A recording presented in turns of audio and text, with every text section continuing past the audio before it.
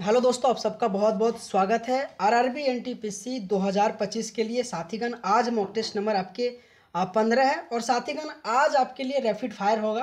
क्योंकि दोस्तों, अगर आपने 1 से लेकर 14 मॉक टेस्ट देखे होंगे तो दोस्तों आपके लिए ये बहुत इंपॉर्टेंट क्लास होने वाला है। दोस्तों पूरा रिवीजन कराने वाले हैं, ठीक है। तो साथीगण, टाइम को वेस्ट ना करते हुए पहला क्वेश्चन देखते हैं कि संविधान में अन्य देशों से उधार लेने की विशेषताओं की आलोचना किए जाने पर किसने कहा था संविधान के मौलिक विचारों के संदर्भ में किसी को भी कोई विशेष अधिकार नहीं है। अगर साथीगण मैं ऑप्शन की बात करूं तो सरदार वल्लभ भाई पटेल ने कहा था, डॉक्टर भीमराव अंबेडकर ने कहा था, सी राजगोपालाचारी के द्वारा कहा गया था और जवाहरलाल नेहरू के द्वारा कहा गया था। तो बेसिकली अगर मैं इस क्वेश्चन की आंसर की बात करूं तो डॉक्टर भीमराव अंबेडकर ने कहा था संविधान के मौलिक विचारों के संदर्भ में किसी को कोई भी विशेष अधिकार नहीं है। आपको साथीगण याद रखना है। अगला अगर मैं क्वेश्चन की बात करूं कि उस बौद्ध ग्रंथ का नाम बताइए जिसमें भिक्षुओं के लिए नियम शामिल है। साथीगण, बहुत इंपॉर्टेंट है, हमेशा आपके बौद्ध धर्म और जैन धर्म से संबंधित ग्रंथ पूछा जाता है। उसमें से त्रिपिटक, विनय पिटक, सूत पिटक और अभिधम्म पिटक, उसमें से पूछ रहा है कि कौन से ऐसे बौद्ध धर्म का नाम बताइए जिसमें भिक्षुओं के लिए नियम शामिल है। साथीगण, बहुत इंपॉर्टेंट है, विनय पिटक इस क्वेश्चन का आंसर आ जाएगा। अगर दोस्तों मैं बात कहूँ कि त्रिपिटक, विनय पिटक, सूत पिटक, अभिधम्म पिटक, ये जितने भी पिटक वाले हैं ना दोस्तों, आपके एग्जाम में हमेशा पूछा जाता है। ये सारे के सारे बौद्ध धर्म के बहुत इंपॉर्टेंट ग्रंथ है जो साथीगण आप सबको याद रखना, आपके एग्जाम में बार बार क्वेश्चन पूछा जाता है। अगला क्वेश्चन साथीगण कि रॉलेट एक्ट के तहत निम्नलिखित में से कौन सा उपाय किया गया था। तो उसमें से बोल रखा कि विदेश यात्रा पर प्रतिबंध किया गया था। दूसरा पॉइंट बोल रखा कि खादी पहनने का प्रतिबंध किया था, विदेशी वस्तुएं खरीदने के लिए बाध्य किया था, बिना मुकदमे के कारावास किया था। तो इस क्वेश्चन का आंसर आपके बिना मुकदमे के कारावास, जो आपको रॉलेट एक्ट से क्वेश्चन आपके हमेशा एग्जाम में क्वेश्चन पूछा जाता है कि 1919 में रॉलेट एक्ट आया था, जो आपको साथीगण याद रखना है। अगला अगर मैं क्वेश्चन की बात करूं साथीगण कि निम्नलिखित में से कौन सा मुंशी प्रेमचंद्र द्वारा लिखा गया एक पुस्तक है। तो चिदम्बरा, कमायनी, सेवा सदन, यामा। साथीगण, अगर मैं बात करूं कि मुंशी प्रेमचंद्र जी के द्वारा लिखा गया पुस्तक सेवा सदन, जो आपको ध्यान देना है, हमेशा आपके कमायनी जयशंकर प्रसाद जी के द्वारा कुछ पूछा जाता है। अगर साथीगण मैं यामा की बात करूं तो आपके महादेवी वर्मा जी के द्वारा पूछा गया था, सॉरी लिखा गया था, ये भी आपको याद रखना है। साथीगण, आज जो कि 40 क्वेश्चन का मैंने एक आपके थोड़ा स्पीड के माध्यम से रैपिड फायर करवा रहा हूँ, ताकि आपने अगर प्रीवियस ईयर क्लास देखे होंगे तो आपके लिए ये रिवीजन हो सके। साथीगण, अगर आप 40 में कितना सही किए हैं ना, आप कमेंट बॉक्स में जरूर आंसर करना दोस्तों, मैं आपसे इतना उम्मीद करता हूँ, ठीक है। और अगर साथीगण आपको क्लास अच्छा लगे ना तो आप सबसे रिक्वेस्ट है साथीगण, वीडियो को लाइक जरूर करना। और अगर इसी तरीके से क्लास चाहिए साथीगण तो चैनल को आप जरूर सब्सक्राइब कीजिएगा। और साथीगण, अगर आपको इस क्लास का पीडीएफ चाहिए तो जोश एग्जाम मैग्नेट टेलीग्राम चैनल में जाके जरूर जुड़िएगा, ठीक है। अगला क्वेश्चन साथीगण कि 1920 में असहयोग आंदोलन के साथ किस अन्य आंदोलन को सम्मिलित किया गया था। तो अगर मैं बात करूं स्वदेशी आंदोलन, खिलाफत आंदोलन, होम रूल आंदोलन और अगस्त क्रांति, लेकिन इस क्वेश्चन का आंसर आपके जो कि खिलाफत आंदोलन आ जाएगा, क्योंकि असहयोग आंदोलन के साथ खिलाफत आंदोलन को, इन दोनों को सम्मिलित किया गया था। हमेशा आपके एग्जाम में क्वेश्चन पूछा जाता है, आपको ध्यान देना है। अगर साथीगण में अगला क्वेश्चन की बात करूं कि नोबेल पुरस्कार विजेता कैलाश सत्यार्थी निम्नलिखित में से किस संगठन से जुड़ा था। तो बेटी बचाओ बेटी पढ़ाओ योजना सॉरी से, और एसओएस गांव से, राहत बाल और आपसे, और बचपन बचाओ आंदोलन से। तो उसमें से कैलाश सत्यार्थी बचपन बचाओ आंदोलन से संबंधित था और इन्हें उसी लिए नोबेल पुरस्कार से सम्मानित किया गया था। अगला क्वेश्चन साथीगण कि भारतीय रेलवे में हाल ही में जोड़े गए 17वें जोन का क्या नाम है। हमेशा आपके एग्जाम में जोन के मुख्यालय से रिलेटेड क्वेश्चन पूछा जाता है। उसमें से अगर मैं इस क्वेश्चन का आंसर की बात करूं तो कलकत्ता मेट्रो जो 17वें जोन का नाम है, और हमेशा आपके एग्जाम में जोन से रिलेटेड क्वेश्चन पूछा जाता है। साथीगण, आप सबसे रिक्वेस्ट है जरूर पढ़ के जाइएगा। अगला क्वेश्चन है कि सबसे कम उम्र के यूनिसेफ सद्भावना राजदूत का नाम बताइए। तो मिली बॉबी ब्राउन, लिली सिंह और लियोनेल मेसी और प्रियंका चोपड़ा, लेकिन इस क्वेश्चन का आंसर आपके ऑप्शन नंबर 1 मिली बॉबी ब्राउन, जो सबसे कम उम्र के यूनिसेफ सद्भावना राजदूत के नाम से जाना जाता है, जो कई बार आपके एग्जाम में क्वेश्चन पूछा गया था। अगला क्वेश्चन साथीगण की निम्नलिखित धरोहर स्थलों में से किसमें वास्तुकला की द्रविड़ शैली है। साथीगण हम्पी, एलोरा, खजुराहो, कोणार्क। साथीगण अगर मैं बात करूं कि आपके एग्जाम में द्रविड़ शैली, बैसर शैली से क्वेश्चन पूछा जाता है, तो दोस्तों अगर मैं इस क्वेश्चन की आंसर की बात करूं तो आपके हम्पी जो एक प्रकार से द्रविड़ शैली से संबंधित है, तो दोस्तों आपको ध्यान देना है। और अगर मैं हम्पी की बात करूं तो आपके 1986 में यूनेस्को में शामिल किया गया था। ये भी क्वेश्चन आपके बार बार एग्जाम में पूछा जाता है। अगर साथीगण में अगला क्वेश्चन की बात करूं कि भारत के किस राज्य में उर्वरक की सर्वाधिक खपत होता है, तो साथीगण हरियाणा, पश्चिम बंगाल, आंध्र प्रदेश और पंजाब। तो इस क्वेश्चन का आंसर आपके पंजाब आ जाएगा। दोस्तों आज मैं स्पीड पढ़ा रहा हूं क्योंकि दोस्तों आज रैपिड फायर है और मैं चाहता हूं दोस्तों आपकी रिवीजन करवा रहा हूं, है ना। तो साथीगण आपके लिए बेस्ट क्लास होगा, आप जरूर रिवीजन कीजिए। और साथीगण आप सबसे रिक्वेस्ट है, जितना आपने करेक्ट करेगा आंसर, आपको कमेंट बॉक्स में आंसर करना है कि हाँ मैंने 40 में 20 सही किया, 10 सही किया, 15 सही किया, ठीक है। अगला क्वेश्चन है कि किस प्रसिद्ध क्रांतिकारी ने 1920 के दशक में झांसी में सतर नदी के समीप पंडित हरिशंकर ब्रह्मचारी के नाम से अपना आश्रम स्थापित किया था। बहुत इंपॉर्टेंट क्वेश्चन। भगत सिंह नहीं दोस्तों, उधम सिंह नहीं दोस्तों, खुदीराम बोस नहीं दोस्तों, चंद्रशेखर आजाद ने ही सतर नदी के समीप जो है ना साथीगण पंडित हरिशंकर ब्रह्मचारी के नाम से अपना आश्रम बनाया था। ये पॉइंट आपको साथीगण याद रखना है। अगला क्वेश्चन साथीगण की कोबोल का पूर्ण रूप क्या है। हमेशा आपके एग्जाम में एक क्वेश्चन फुल फॉर्म से पूछा जाता है, तो कॉमन बिजनेस ओरिएंटेड लैंग्वेज आ जाएगा, जो आपको साथीगण ध्यान देना है। हमेशा एक क्वेश्चन आपके फुल फॉर्म से क्वेश्चन पूछा जाता है एनटीपीसी में। अगला क्वेश्चन कहते हैं कि भेल का पूर्ण रूप क्या है, तो Bharat heavy electricals limited, Bharat heavy electricals limited, bureau of heavy electrics limited और bureau of heavy electricals limited. तो इस क्वेश्चन का अगर मैं आंसर की बात करूँ साथीगण तो भारत हैवी इलेक्ट्रिकल्स लिमिटेड इस क्वेश्चन का आंसर आ जाएगा। आपको ध्यान देना, हमेशा क्वेश्चन पूछा जाता है आपकी फुल फॉर्म से, ठीक है। अगला क्वेश्चन साथीगण की निम्नलिखित में से किस राज्य में भारत में सबसे अधिक पवन ऊर्जा उत्पादन होता है। ओडिशा नहीं दोस्तों, कर्नाटक नहीं दोस्तों, महाराष्ट्र नहीं, तमिलनाडु इस क्वेश्चन का आंसर आ जाएगा, जो सबसे ज़्यादा पवन ऊर्जा उत्पादित होता है, जो आपको ध्यान देना है। अगला क्वेश्चन साथीगण कि जिस क्षेत्र में किसान केवल सब्जियों का विशेषज्ञ होता है, इस प्रकार की खेती को क्या कहा जाता है, तो उस प्रकार की खेती को ट्रैक खेती कहा जाता है, जो आपको ध्यान देना है। हमेशा दोस्तों ऐसे क्वेश्चन आपके एग्जाम में बार बार पूछा जाता है, तो कहीं ना कहीं साथीगण अगर आपको नहीं आता है ना, तो आप सबसे रिक्वेस्ट है वीडियो को आप स्क्रीनशॉट मारिए और दोस्तों एक बार जरूर रिवीजन करना। और नहीं था दोस्तों आपको अगर इस क्लास का पीडीएफ चाहिए तो जोश एग्जाम मैग्नेट टेलीग्राम चैनल दोस्तों जाके जुड़िएगा, वहाँ इस क्लास का पीडीएफ मिल जाएगा, ठीक है। अगला क्वेश्चन कि विश्व की सबसे लंबी रेलवे लाइन कौन सी है, तो अगर मैं बात करूँ इस क्वेश्चन का आंसर तो ट्रांस साइबेरियन रेलवे आ जाएगा, जो आपको ध्यान देना है। उसमें से आपको ऑप्शन नंबर गलत रहेगा कि विश्व की सबसे लंबी रेलवे लाइन कौन सा है, तो ट्रांस साइबेरियन रेलवे जो सबसे लंबी रेलवे लाइन है।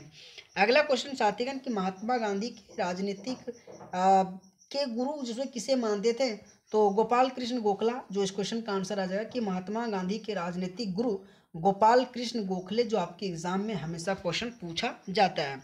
अगला क्वेश्चन साथीगण कि भारत के पहले सफल परमाणु परीक्षण का कूट नाम क्या है। ये दोस्तों एक बार नहीं कई बार आपके एनटीपीसी में पूछा गया है। तो मैं बात करूं इस क्वेश्चन का आंसर तो स्माइलिंग बुद्धा आ जाएगा कि भारत के सबसे सफल परमाणु परीक्षण का कूट नाम, तो आपके स्माइलिंग बुद्धा आ जाएगा। स्माइलिंग बुद्धा को कब लॉन्च किया गया था साथीगण, आप सबसे रिक्वेस्ट है कमेंट बॉक्स में आंसर आपको करना है, ठीक है। अगला क्वेश्चन साथीगण कि कंप्यूटर के जनक बेसिकली किसे माना जाता है, तो चार्ल्स बेबेज को कंप्यूटर के जनक माना जाता है। हमेशा एक क्वेश्चन आपके जनक से क्वेश्चन पूछा जाता है। अगला क्वेश्चन है कि असम में सबसे पहले तेल का कुआं कहाँ खोजा गया था, तो डिगबोई में खोजा गया था। ये भी क्वेश्चन आपको याद रखना है।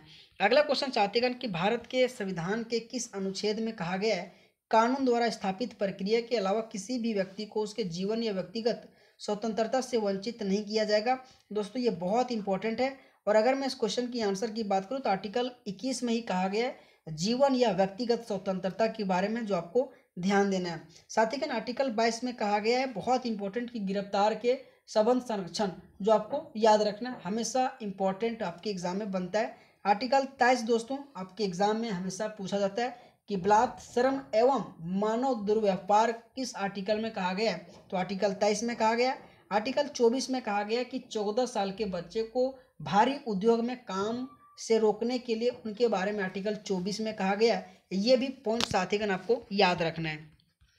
लेकिन दोस्तों अगर आपको इस क्लास का पीडीएफ चाहिए तो जोश एग्जाम मैग्नेट टेलीग्राम चैनल में जाके जुड़िएगा साथीगण, वहाँ इस क्लास का पीडीएफ अपलोड कर दिया जाता है। ठीक है।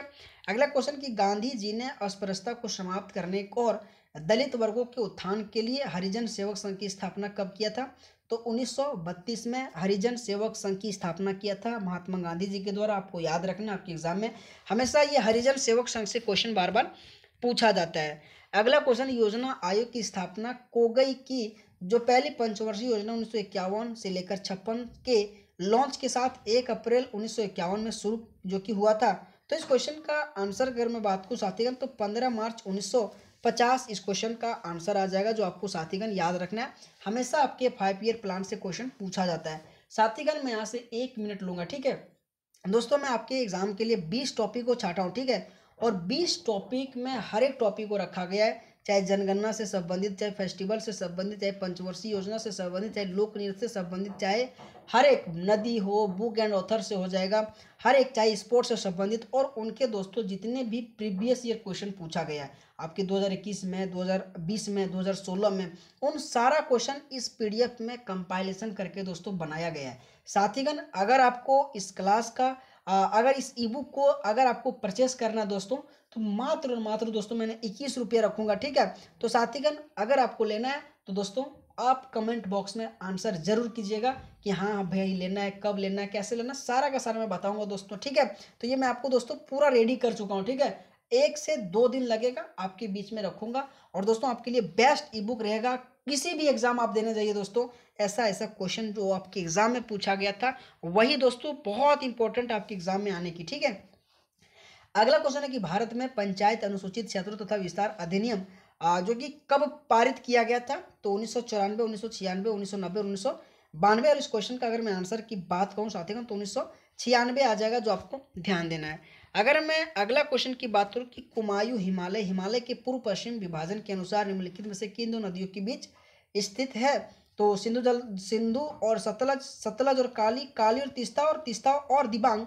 लेकिन इस क्वेश्चन का आंसर अगर मैं बात करूं तो सतलुज और काली इस क्वेश्चन का आंसर आ जाएगा, जो आपको साथीगण याद रखना है। अगला क्वेश्चन, किस वेद में सबसे अधिक श्लोक है? ऋग्वेद, अथर्ववेद, सामवेद, यजुर्वेद। तो सबसे अगर मैं अधिक की बात करूं तो उसमें से ऋग्वेद आ जाएगा, जो आपको साथीगण याद रखना है।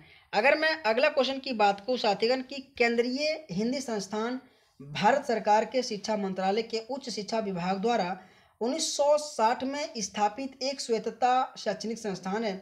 इसका अगर मैं मुख्यालय की बात करूं तो उसमें से ऑप्शन लखनऊ है, मेरठ है, कानपुर है, आगरा है।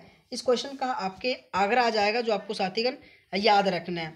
अगला अगर मैं क्वेश्चन की बात करूं साथीगण की किस राज्य में साद नोंगक्रेम का 5 दिवसीय धार्मिक उत्सव मनाया जाता है? साथीगण हमेशा आपके एग्जाम में फेस्टिवल से रिलेटेड क्वेश्चन पूछा जाता है, जिसमें से आपके ऑप्शन है आंध्र प्रदेश, ऑप्शन मध्य प्रदेश, उत्तर प्रदेश, त्रिपुरा।